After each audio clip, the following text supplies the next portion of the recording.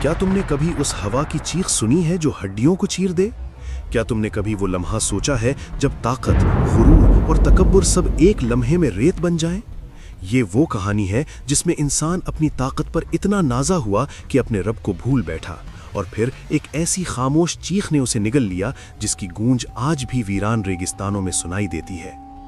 یہ کہانی ہے قوم عاد کی، وہ قوم جسے طاقت ملی، جسے شان ملی، جسے قد و قامت ملا، مگر شکر نصیب نہ ہوا۔ قوم عاد ایک ایسی قوم تھی جو جسمانی طاقت میں بے مثال تھی۔ وہ اپنے آپ کو ناقابل شکست سمجھتے تھے۔ ان کے شہر مضبوط تھے، ان کے محل بلند تھے، ان کے بازوؤں میں غرور بولتا تھا۔ وہ کہتے تھے کہ کون ہے جو ہمیں جھکا سکے؟ کون ہے جو ہماری طاقت کے سامنے کھڑا ہو سکے؟ وہ زمین پر چلتے تو یوں لگتا جیسے زمین ان کے قدموں سے لرزتی ہو، مگر ان کی سب سے بڑی کمزوری یہ تھی کہ وہ اللہ کو بھول چکے تھے۔ اللہ تعالیٰ نے ان کی طرف حضرت ہود علیہ السلام کو بھیجا، نہ کوئی اجنبی، نہ کوئی باہر سے آیا ہوا شخص، بلکہ انہی میں سے ایک جو ان کی زبان سمجھتا تھا، ان کے مزاج کو جانتا تھا۔ حضرت ہود علیہ السلام نے نہ تلوار اٹھائی نہ طاقت دکھائی، بلکہ نرم آواز میں صرف ایک بات کہی، اپنے رب کو پہچانو، اسی کی عبادت کرو، اسی سے ڈرو، کیونکہ جو طاقت تمہیں ملی ہے وہ تمہاری نہیں، اللہ کی عطا ہے۔ مگر قوم عاد ہنس پڑی۔ انہوں نے حضرت ہود علیہ السلام کو جھٹلایا۔ کیا تم ہمیں کمزور سمجھتے ہو؟ کیا تم نہیں دیکھتے ہمارے مضبوط قلعے، ہمارے ستونوں جیسے محل؟ کیا تم نہیں جانتے کہ ہم کون ہیں؟ ہم سے زیادہ طاقتور کون ہو سکتا ہے؟ یہ جملہ ان کی زبان پر بار بار آتا رہا، اور یہی جملہ ان کی تباہی کی بنیاد بنا۔ حضرت ہود علیہ السلام نے بار بار سمجھایا۔ انہوں نے کہا، غرور چھوڑ دو، توبہ کر لو، اللہ کی طرف لوٹ آؤ۔ جو رب تمہیں طاقت دیتا ہے وہی تم سے چھین بھی سکتا ہے۔ مگر قوم عاد کی آنکھوں پر غرور کی پٹی بندھی ہوئی تھی۔ وہ کہتے تھے کہ یہ تو صرف پرانی باتیں ہیں، صرف ڈرانے کے طریقے ہیں۔ وہ سمجھتے تھے کہ عذاب صرف کہانیوں میں آتا ہے، حقیقت میں نہیں۔ دن گزرتے گئے، قوم عاد اپنی نافرمانی میں اور آگے بڑھتی گئی۔ وہ کمزوروں پر ظلم کرنے لگے، سچ بولنے والوں کا مذاق اڑانے لگے، اور اللہ کے نبی کو جھوٹا کہنے لگے۔ انہوں نے کہا، یہ سچ بولنے والے بنے پھرتے ہیں، یہ اللہ کے نبی نہیں، جھوٹے ہیں۔ اگر تم سچے ہو تو وہ عذاب لے آؤ جس کی دھمکی دیتے ہو۔ یہ جملہ کہنے کے بعد وہ قہقہے لگاتے اور اپنی طاقت پر اور زیادہ ناز کرنے لگے۔ پھر ایک دن آسمان نے رنگ بدلنا شروع کیا۔ بادل آئے، مگر وہ رحمت کے نہیں تھے۔ قوم عاد خوش ہو گئی۔ انہوں نے کہا کہ دیکھو، بارش آ رہی ہے، ہماری زمین سیراب ہوگی، ہماری فصلیں ہری ہوں گی۔ مگر حضرت ہود علیہ السلام کا دل کانپ اٹھا۔ انہوں نے کہا، یہ وہ نہیں جس کی تم امید کر رہے ہو، یہ وہ ہے جس سے تمہیں ڈرنا چاہیے۔ ہوا چلنے لگی، پہلے ہلکی، پھر تیز، پھر چیختی ہوئی۔ وہ ہوا عام ہوا نہیں تھی، وہ اللہ کا حکم تھی۔ وہ ہر چیز کو اٹھا کر پھینکنے لگی۔ مضبوط جسم جن پر قوم عاد کو ناز تھا، تنکے بن گئے۔ وہ لوگ جو کہتے تھے کہ ہمیں کوئی گرا نہیں سکتا، وہ زمین پر اس طرح گرے جیسے کھجور کے کھوکھلے تنے۔ وہ بھاگے، مگر ہوا نے ان کا پیچھا کیا۔ وہ قلعوں میں چھپے، مگر ہوا دیواروں سے ٹکرا کر اندر گھس گئی۔ وہ ایک دوسرے کو پکارنے لگے، مگر آوازیں چیخ میں دب گئیں۔ 7 راتیں اور 8 دن وہ ہوا چلتی رہی، نہ رکی، نہ تھکی، نہ رحم کیا۔ ہر وہ چیز جو غرور کی علامت تھی مٹی میں مل گئی۔ حضرت ہود علیہ السلام اور وہ لوگ جو ایمان لائے تھے اللہ کی حفاظت میں تھے، ان پر ہوا کا کوئی اثر نہ ہوا۔ یہ منظر دیکھ کر واضح ہو گیا کہ طاقت بچاتی نہیں، اطاعت بچاتی ہے۔ جو اللہ کے ساتھ ہوتا ہے وہ آندھیوں میں بھی محفوظ رہتا ہے، اور جو اللہ سے منہ موڑ لیتا ہے وہ محلوں میں بھی نہیں بچ پاتا۔ آخرکار وہ زمین جو کبھی قوم عاد کے قدموں سے کانپتی تھی خاموش ہو گئی۔ نہ قہقہے رہے، نہ غرور کے دعوے، نہ طاقت کے نعرے، صرف ویرانی، صرف عبرت، صرف خاموشی۔ وہ قوم جو خود کو ہمیشہ کے لیے سمجھتی تھی تاریخ کا ایک سبق بن گئی۔ ویرانی چھا چکی تھی۔ وہ زمین جو کبھی قدموں کی دھمک سے لرزتی تھی اب خاموش تھی۔ جہاں کبھی طاقت کے دعوے گونجتے تھے وہاں اب صرف ٹوٹی ہوئی لاشیں پڑی تھیں، مٹی میں اٹے ہوئے جسم، اور وہ محل جو کبھی غرور کی علامت تھے اب ریزہ ریزہ ہو چکے تھے۔ ہوا رک چکی تھی، مگر اس کی دہشت باقی تھی۔ ایسا لگتا تھا جیسے فضا خود اس عذاب کی گواہ بن چکی ہو۔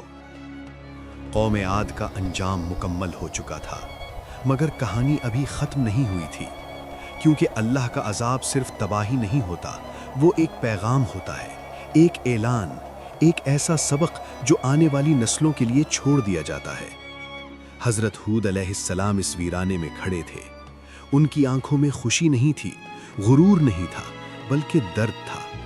وہ درد جو اس نبی کے دل میں ہوتا ہے جس کی قوم ہلاک ہو جائے، جس نے بار بار سمجھایا، بار بار روکا، مگر کسی نے نہ سنا۔ حضرت ہود علیہ السلام نے اپنے رب کا شکر ادا کیا کہ اس نے ایمان والوں کو بچا لیا۔ وہ جانتے تھے کہ یہ بچ جانا ان کی طاقت کا نتیجہ نہیں، بلکہ اللہ کی رحمت کا کرشمہ تھا۔ وہ لوگ جو کل تک اقلیت میں تھے آج زندہ تھے، اور وہ جو اکثریت میں تھے ماضی بن چکے تھے۔ یہ منظر خود ایک فیصلہ تھا، ایک اعلان تھا کہ حق تعداد سے نہیں پہچانا جاتا، حق اطاعت سے پہچانا جاتا ہے۔ وقت گزرا، ریت نے لاشوں کو ڈھانپ لیا، نشان مٹ گئے، مگر انجام کی گونج باقی رہی۔ آنے والے قافلے جب اس علاقے سے گزرتے تو بزرگ لوگ رک جاتے۔ وہ اپنے بچوں کو اشارہ کرتے اور کہتے کہ یہاں ایک قوم آباد تھی، طاقتور، بلند قامت، ناقابل شکست سمجھی جانے والی۔ پھر وہ خاموش ہو جاتے، کیونکہ اس کے بعد کہنے کو کچھ نہیں بچتا تھا، انجام خود بولتا تھا۔ اللہ تعالیٰ نے اس واقعے کو محض ایک قوم کی سزا بنا کر نہیں چھوڑا، بلکہ اسے ایک کھلی نشانی بنا دیا۔ قرآن میں اس کا ذکر آیا تاکہ ہر دور کے انسان کو یاد رہے کہ جب انسان طاقت کو اپنا سمجھنے لگتا ہے، جب وہ یہ بھول جاتا ہے کہ دینے والا کون ہے، تو پھر چھیننے والا بھی وہی ہوتا ہے۔ قوم عاد کی سب سے بڑی غلطی یہی تھی کہ انہوں نے طاقت کو اپنا رب بنا لیا تھا۔ ان کے لیے بازو، قد، قلعے اور شہر ہی سب کچھ تھے۔ وہ سمجھتے تھے کہ جو نظر آتا ہے وہی حقیقت ہے۔ انہیں یہ یقین ہی نہیں آتا تھا کہ کوئی ایسی قوت بھی ہو سکتی ہے جو نظر نہ آئے مگر سب کچھ بدل دے۔ ہوا ان کے لیے صرف ہوا تھی، مگر جب اللہ کا حکم اس میں شامل ہوا تو وہ قیامت بن گئی۔ یہاں ایک لمحے کے لیے رک کر سوچو، جن لوگوں نے کہا تھا کہ کون ہم سے زیادہ طاقتور ہے، وہی لوگ سب سے پہلے زمین پر گرے۔ جنہوں نے کہا تھا کہ ہمیں کوئی ہلا نہیں سکتا، وہی لوگ ہوا میں اچھالے گئے۔ جنہوں نے نبی کو جھٹلایا تھا، ان کے نام تک باقی نہ رہے۔ یہ صرف ایک واقعہ نہیں، یہ ایک قانون ہے۔ حضرت ہود علیہ السلام نے اپنی ذمہ داری پوری کر دی تھی۔ انہوں نے پیغام پہنچایا، ڈرایا، سمجھایا، دعا کی۔ اس کے بعد فیصلہ اللہ کا تھا۔ یہی ہر نبی کا طریقہ رہا ہے۔ وہ زور زبردستی نہیں کرتے، وہ طاقت نہیں دکھاتے، وہ صرف حق واضح کرتے ہیں۔ ماننا یا نہ ماننا انسان کا اختیار ہوتا ہے، مگر انجام اللہ کے اختیار میں ہوتا ہے۔ قوم عاد کے بعد آنے والی قوموں نے بھی یہ منظر دیکھا، مگر افسوس، تاریخ یہی بتاتی ہے کہ انسان بار بار وہی غلطی دہراتا ہے۔ وہ ماضی کے کھنڈرات دیکھتا ہے، مگر اپنے حال میں غرور پال لیتا ہے۔ وہ دوسروں کے انجام کو کہانی سمجھتا ہے اور اپنی طاقت کو حقیقت۔ یہی وجہ ہے کہ اللہ تعالیٰ نے اس واقعے کو بار بار بیان کروایا، تاکہ انسان سمجھے کہ اللہ کی پکڑ اچانک آتی ہے۔ وہ نہ اعلان کرتی ہے، نہ مہلت مانگتی ہے۔ جب وقت آتا ہے تو مضبوط سے مضبوط بھی تنکے کی طرح بکھر جاتا ہے۔ قوم عاد نے عذاب سے پہلے ایک اور بڑی غلطی کی تھی۔ انہوں نے توبہ کا دروازہ کھلا ہونے کے باوجود اسے بند سمجھ لیا تھا۔ حضرت ہود علیہ السلام نے انہیں بتایا تھا کہ اگر پلٹ آؤ، اگر جھک جاؤ، اگر مان لو تو اللہ معاف کرنے والا ہے، مگر انہوں نے توبہ کو کمزوری سمجھا اور یہی سوچ انہیں لے ڈوبی۔ یہاں ایک خاموش سوال ہر دل میں اترتا ہے، کیا آج کا انسان بھی یہی نہیں کر رہا؟ کیا وہ بھی اپنی طاقت، اپنی ٹیکنالوجی، اپنی عقل پر اسی طرح نازا نہیں؟ کیا وہ یہ نہیں سمجھ بیٹھا کہ سب کچھ اس کے کنٹرول میں ہے؟ قوم عاد کی کہانی اسی لیے زندہ ہے کیونکہ یہ ہر دور سے بات کرتی ہے۔ جب اللہ کا عذاب آیا تو اس نے اچھے اور برے کو الگ کر دیا، ایمان والوں کو بچا لیا اور نافرمانوں کو ختم کر دیا۔ یہ عدل تھا۔ اللہ کسی پر ظلم نہیں کرتا۔ ظلم تو انسان خود اپنے اوپر کرتا ہے جب وہ جان بوجھ کر حق سے منہ موڑ لیتا ہے۔ اب وہ لوگ کہاں ہیں جو کہتے تھے کہ ہم ہمیشہ رہیں گے؟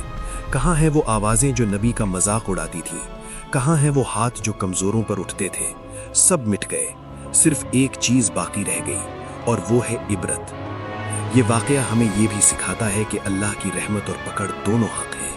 وہ رب صرف عذاب دینے والا نہیں، وہ پہلے سمجھاتا ہے، خبردار کرتا ہے، مہلت دیتا ہے، مگر جب حد پار ہو جائے، جب غرور حد سے بڑھ جائے، تو پھر اس کی پکڑ ایسی ہوتی ہے کہ نسلیں یاد رکھتی ہیں۔ قوم عاد کا انجام ہمیں یہ بھی بتاتا ہے کہ نبی کی مخالفت معمولی بات نہیں ہوتی۔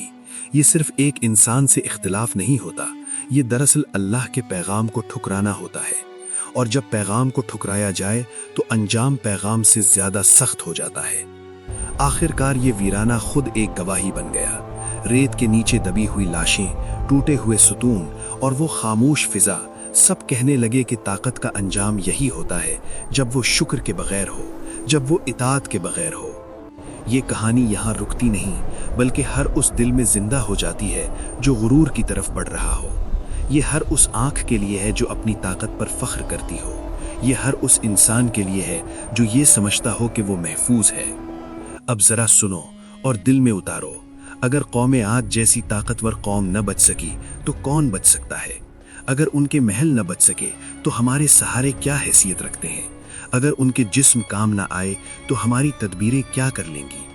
یہی وہ لمحہ ہے جہاں انسان کو رک جانا چاہیے، یہی وہ مقام ہے جہاں سر جھک جانا چاہیے، کیونکہ جو آج جھک جاتا ہے وہ کل بچ جاتا ہے، اور جو آج اکڑ جاتا ہے وہ کل مٹی بن جاتا ہے۔